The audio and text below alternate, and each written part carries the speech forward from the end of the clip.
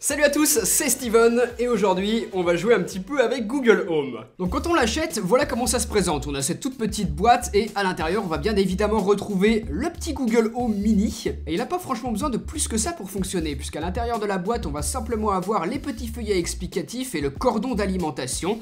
D'un côté on va avoir une alimentation secteur et de l'autre du micro USB. C'est dommage de ne pas avoir de l'USB type C. Donc voilà ce que l'on a, on l'alimente, on configure notre application Google Home et ensuite, on est prêt à l'utiliser. Ok Google, qu'y a-t-il dans mon agenda pour mercredi? Il n'y a qu'un événement dans votre agenda. Cet événement commence mercredi à 9 h et est intitulé « Faire une vidéo putaclic ». Ok Google, joue la radio Move. Bien sûr, voici le Move sur TuneIn. Lorsque le Google Home est à notre écoute, les petites LED allumées sur le dessus nous l'indiquent. On peut également tapoter sur la droite ou sur la gauche pour augmenter ou diminuer le volume, ou demander directement à Google Home de le faire. Bon, vous le savez peut-être, mais pour le moment, on a trois versions de Google Home. On a le Google Home Max, le Google Home classique en fait, et donc celui-ci qui est le Google Home Mini. Et il faut savoir que les fonctionnalités de Google Assistant qui sont embarquées à l'intérieur seront exactement les mêmes sur les trois modèles. Ce sera juste la puissance des haut-parleurs et la qualité de son proposée qui sera différente. Évidemment, celui-ci c'est le plus petit, c'est celui qui a la moins bonne qualité. Mais franchement, moi je trouve que ça suffit pour l'utilisation que j'en ai et je le trouvais surtout intéressant parce qu'il est tout petit, il est donc super discret et je peux vraiment le poser partout sans que ce soit vraiment un truc moche dans le décor. Je vous montre encore 2-3 trucs qu'il est possible de faire avec. Ok Google, ajoute du pain à ma liste de courses.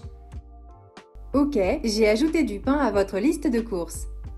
Ok Google, allume les lumières du bureau. Très bien, j'allume 2 lumières. Ok Google, montre-moi la nouvelle vidéo de John Rachid.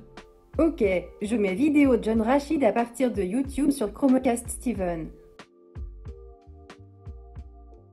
Bon, tout ça c'est bien sympa, mais malheureusement avec les objets connectés comme celui-ci par exemple, y a pas que des bonnes choses. Dans ma dernière vidéo, en partenariat avec Kaspersky, je vous avais parlé des risques de piratage entre guillemets qui existent sur les smartphones. Et aujourd'hui on va parler de ce même risque mais en ce qui concerne les objets connectés et peu importe lesquels. Vous avez peut-être d'ailleurs entendu parler de ce fait divers lors de la sortie de Google Home où celui d'un Américain s'est mis à absolument tout enregistrer 24 heures sur 24 et à transmettre les données à Google. Stop. Nothing's playing right now. Stop recording.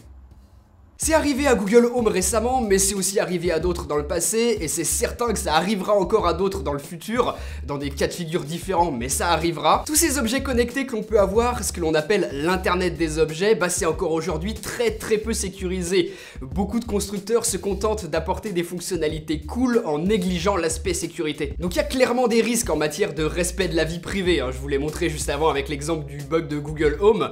C'est de ça dont on entend le plus parler, mais pourtant c'est pas du tout le seul risque. Comme tous nos objets connectés sont en permanence connectés à Internet, il y a évidemment un risque de piratage par l'extérieur, comme c'est le cas sur un ordinateur ou un smartphone. Le premier but de ces pirates, ça peut être tout simplement de vous espionner. Si vous avez une caméra de surveillance ou une webcam, ça peut être un point d'entrée pour eux. Ça, c'est vraiment le truc le plus facile. Je me souviens, il y a quelques années, j'avais fait le test, il y avait un site qui répertoriait la liste de toutes les caméras IP partout dans le monde qui étaient actives et auxquelles on pouvait accéder à distance, et sur certaines, en essayant de se connecter avec le login et le mot de passe par défaut, on pouvait observer quelqu'un, observer un entrepôt à l'autre bout du monde, comme ça sans que la personne le sache, tout simplement parce qu'il n'avait pas changé ses mots de passe par défaut.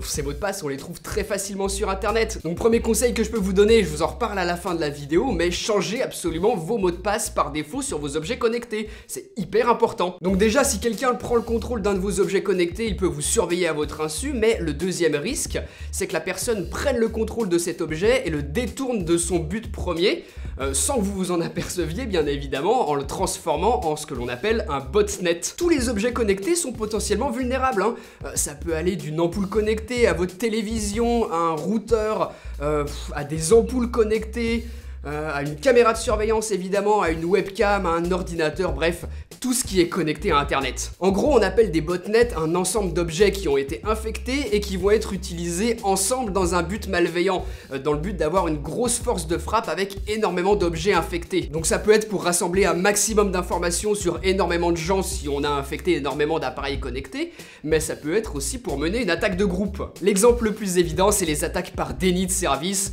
que vous avez peut-être déjà entendu sous le nom de DDoS ou DDoS. Le but, c'est d'envoyer des centaines, des milliers d'appareils en même temps faire des requêtes sur un site internet ou un service, et de faire saturer le serveur sous l'énorme charge qu'il reçoit d'un coup, et qui évidemment est inhabituel pour lui. Bon bah avoir conscience de tout ça c'est bien, mais comment on fait pour se protéger? Déjà, vous pouvez utiliser un antivirus sur votre smartphone ou sur votre PC, mais souvenez-vous de ce que je vous avais déjà dit dans ma précédente vidéo. L'antivirus il peut pas tout faire à votre place. Vous aussi de votre côté, il y a plein de choses que vous pouvez faire pour rajouter une couche de sécurité supplémentaire et éviter de vous faire entre guillemets pirater. Donc je vous invite vraiment à aller voir cette première vidéo que j'avais faite il y a quelques semaines si vous voulez en savoir plus là-dessus, parce que c'est vraiment important. Ensuite, en ce qui concerne les objets connectés, ça peut être intéressant de scanner son réseau. J'utilise l'application de Kaspersky, vous voyez que là, elle est en train de faire un listing de tous les appareils qui se trouvent sur mon réseau.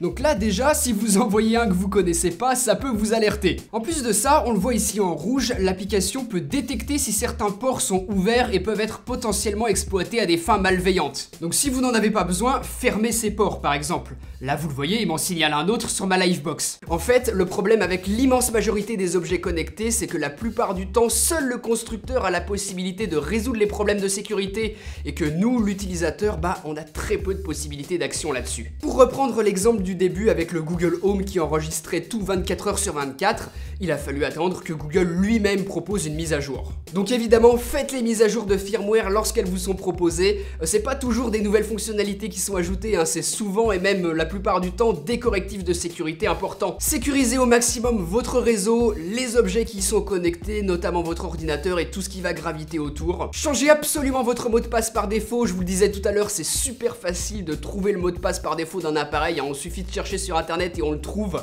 Donc changez ça et mettez un mot de passe fort, le plus compliqué possible. Et enfin, posez-vous la question, est-ce que cet objet, j'ai vraiment besoin qu'il soit connecté à internet? Aujourd'hui, les constructeurs proposent des objets connectés pour absolument tout et n'importe quoi, on a même des cafetières connectées, là j'ai vu ça récemment.